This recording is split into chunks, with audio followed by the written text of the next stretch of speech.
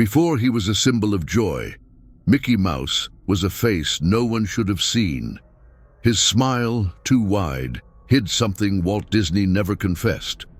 This is the story buried beneath the archives, the dark origin of the world's most famous mouse. An origin painted with blood, madness, and a pact that forever changed the history of animation.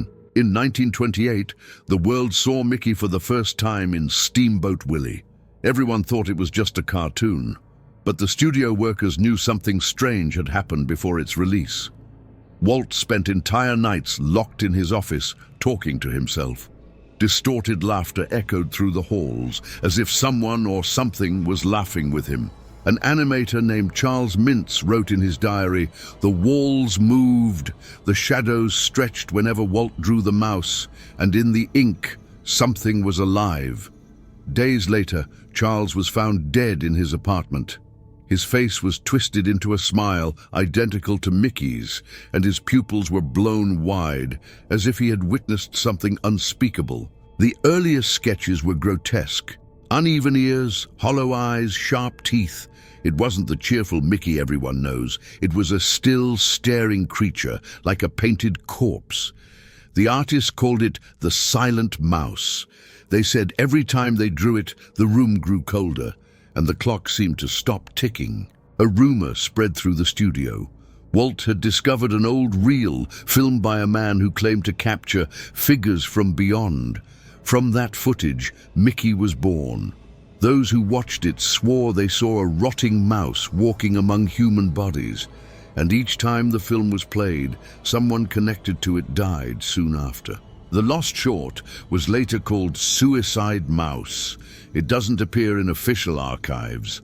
According to those who saw it, Mickey walked endlessly through a dark street, his sad expression twisting until it became deranged. At the end, the sound warped into a human scream, and the screen faded to black with the sound of a child crying. Everyone who worked on Suicide Mouse vanished or went insane. One man was found in his home, walls covered in red writing that read, "He smiles because he's already here." No one ever identified who he was. After that, Walt banned any mention of the short, under threat of immediate dismissal. Years later, an ex-animator leaked supposed frames from the film. In them, Mickey had human eyes, his smile sewn shut with wire. The background seemed to breathe. Analysts who examined the negatives reported unexplained electromagnetic noise and claimed the audio contained real recordings from autopsies. By 1930, Walt began having nightmares. He said Mickey watched him even when he wasn't drawing. His wife claimed he talked in his sleep, whispering, "He wasn't my creation. He drew me." In the mornings, mirrors around the house were fogged with small black handprints. During a psychiatric session, Walt described a figure that followed him since youth. He has round ears, big hollow eyes. Sometimes he smiles, sometimes he weeps, but he's always close. The doctor diagnosed him with early schizophrenia. The next night, the doctor was found dead, with a drawing of Mickey pinned to his chest. After the psychiatrist's death, Walt withdrew from the public eye. Studio employees whispered that he no longer cast a shadow. He worked alone, sketching the same grin over and over. One janitor claimed that the drawings blinked when left in the dark, their eyes following him across the room. Days later, the janitor quit and burned all his uniforms. In 1931, a security guard reported hearing a projector running at 3 a.m. inside the locked animation room. When police entered, the reel was spinning by itself. On the wall, the film reflected an image of Mickey, but the face kept changing, sometimes smiling, sometimes screaming. The officers described hearing whispering voices coming from inside the film itself. By 1932, the Mickey phenomenon was unstoppable. Children adored him, but adults often felt uneasy. Some viewers fainted during early screenings, claiming Mickey's eyes moved differently from frame to frame. Rumors spread that the reels contained subliminal frames, human faces twisted in agony, visible only for a fraction of a second. An internal memo surfaced years later, warning animators never to pause the original Steamboat Willie master reel. Those who did reportedly saw something horrifying between the frames. A figure behind Mickey, a tall silhouette with elongated arms and no face, standing right beside him, as if puppeteering the mouse from the shadows. Walt began referring to this entity as the Other. In private notes he wrote, "He promised me immortality through creation. All he wanted was an image to live in." After that, Mickey's design subtly changed, his eyes larger, his grin broader, his laugh higher pitched. Fans called it progress, Walt called it control. In 1933, a fire broke out at the studio. The origin was never found, but investigators said it began in the animation vault. The only surviving item was a single frame, fused to the wall by heat. It showed Mickey staring directly at the viewer, eyes bleeding, teeth human. The fire captain retired that same week, refusing to speak about what he saw. After the fire, strange coincidences surrounded the brand. Several children reportedly vanished after visiting early Disney exhibitions. Parents claimed the kids spoke to the funny mouse that talks in the dark. The cases were dismissed as hysteria, yet every missing child's bedroom had drawings of Mickey taped to their walls, all with the same crooked smile. Decades later, archivists found sealed boxes marked "Do Not Open," property of WD. Inside were decayed sketches of Mickey with different expressions: fear, rage, despair. On the last page was a handwritten note: "He wants to be seen. He feeds when they laugh." Experts dismissed it as an artistic metaphor, but none could explain the faint odor of sulfur inside the boxes. Walt's health declined mysteriously. Doctors found no clear illness, yet his body temperature remained abnormally low. Visitors said his office felt unnaturally cold, even in summer. When asked about it, he smiled and said, "He's keeping me alive." A week before his death, he ordered the construction of underground vaults beneath the studio. No one knows what's inside. After Walt's passing in 1966, employees reported hearing footsteps echoing through the empty halls at night, the sound of a projector starting on its own, and sometimes a faint giggle. Mickey's laugh, slowed down, distorted, echoing from the basement. Guards who went to investigate often quit the next day, refusing to ever speak again. In 1971, during renovations at the studio, workers uncovered a sealed metal door beneath the main animation floor. It wasn't on any blueprint. When they broke it open, the air that escaped smelled of iron and rot. Inside, there was a small room lined with film reels, labeled with dates and phrases like "prototype tests" and "voice sessions do not screen." One reel was accidentally projected. Witnesses said it began with the standard Mickey intro, but the image degraded quickly. The mouse's body stretched unnaturally as he laughed. Then the film showed a dimly lit room filled with hanging marionettes, each resembling different Disney characters. A whispering voice said, "He never left." The reel melted before it ended. After the incident, 2 workers disappeared. Their cars were found outside the studio gates, engines still warm. Security footage showed them walking toward the vault, but never coming out. A week later, the door was sealed again, this time welded shut. The official report claimed structural instability. The footage was classified as internal property. Meanwhile, reports from animators persisted. They heard typing in empty rooms or saw unfinished sketches appear overnight. The mouse's face on those sketches was always different, more human, as if aging. One artist claimed that when he erased the drawing, the ink bled through the page, spelling the words, "Why did you try to erase me?" In 1980, a private collector bought an original Mickey cell at auction. Days later, he contacted police, saying the eyes moved when no one was watching. When they arrived, the man was gone. The cell was found on the floor, Its glass cracked. On the wall behind it, scrawled in black paint, were the words, "The laughter never ends." Rumors grew that Disney's archives contained not only films, but ritual documents. Old employees spoke of a Circle of 13, a secret group within the studio who met under the full moon to renew the spirit of the character.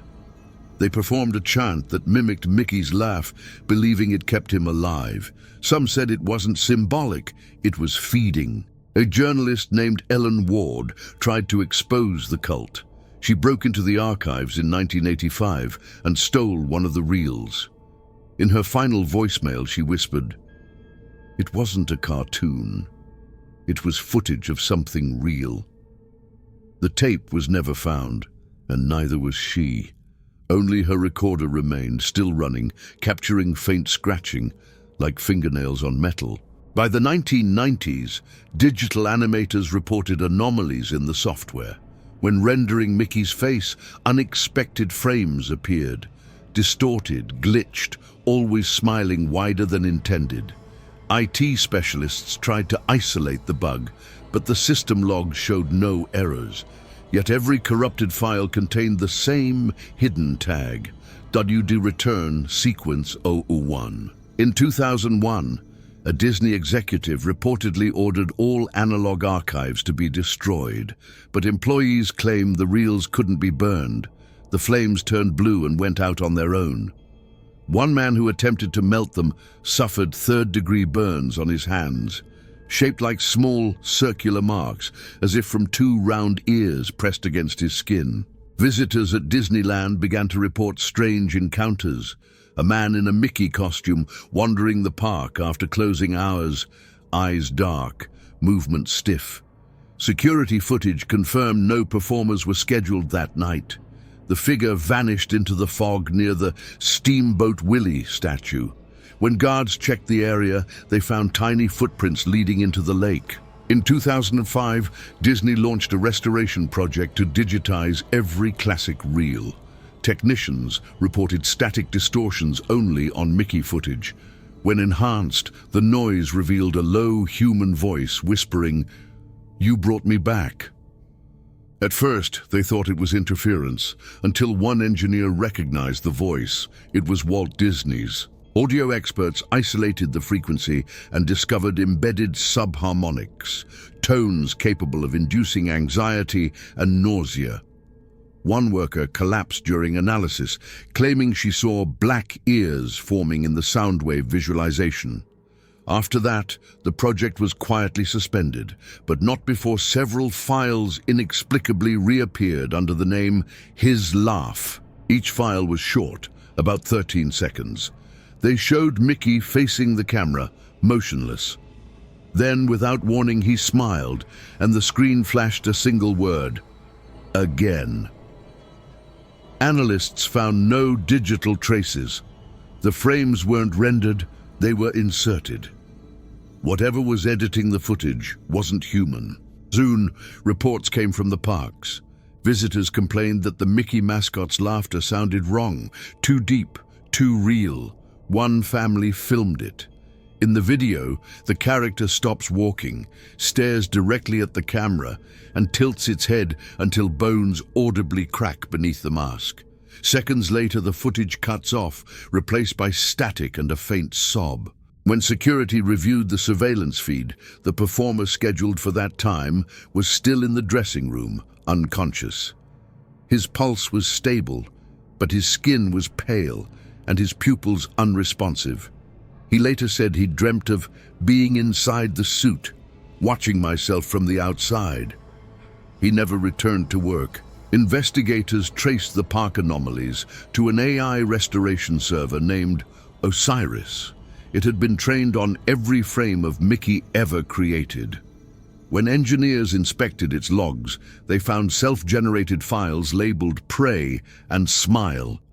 Inside were looping clips of Mickey's face, blinking at irregular intervals, as if trying to sync with human breath. When the Osiris server was shut down, the monitors displayed one last message: "If you delete me, I'll see you in the mirror."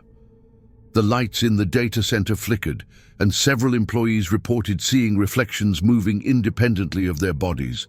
The system never rebooted, yet the mouse icon kept appearing on other machines.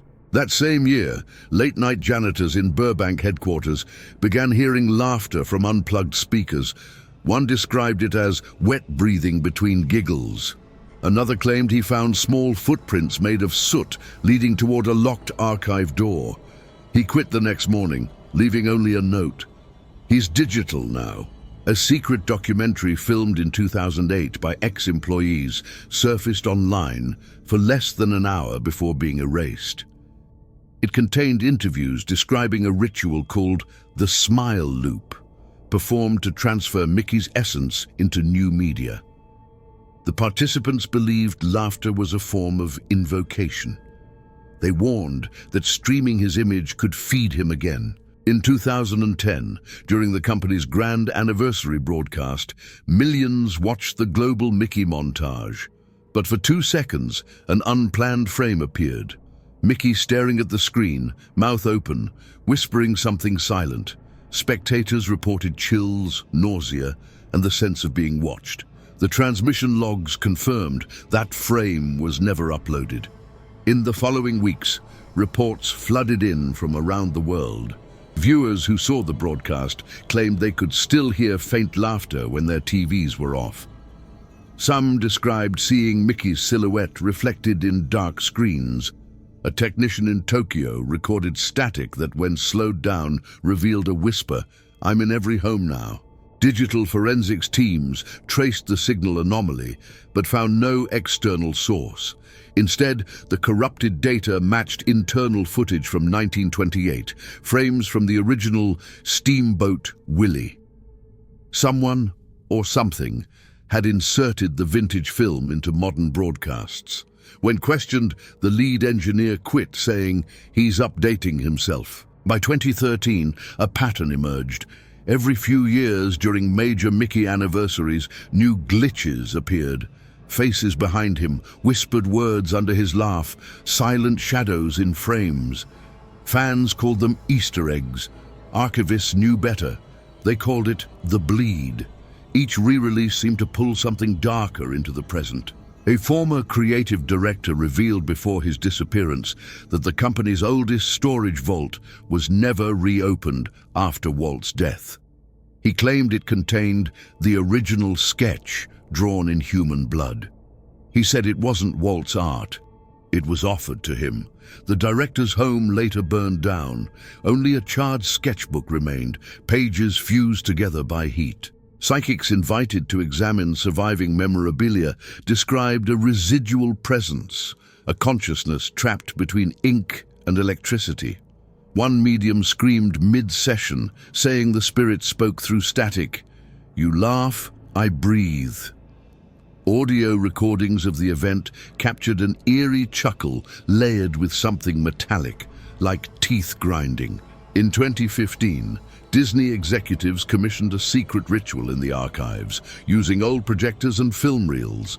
They believed reenacting the first screening might reset the energy. But when the film began, every bulb shattered. The projector continued turning on its own.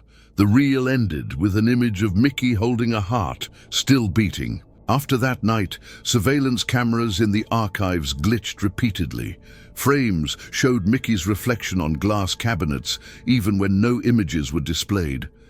Employees avoided working past midnight. One guard was hospitalized after clawing his own eyes, screaming, he looked back. By 2020, the legend had escaped containment. Pirated videos of Suicide Mouse appeared across the internet. Each version was slightly different. Backgrounds changing, voices whispering viewers' names. Authorities tracked IPs of those who uploaded the clips.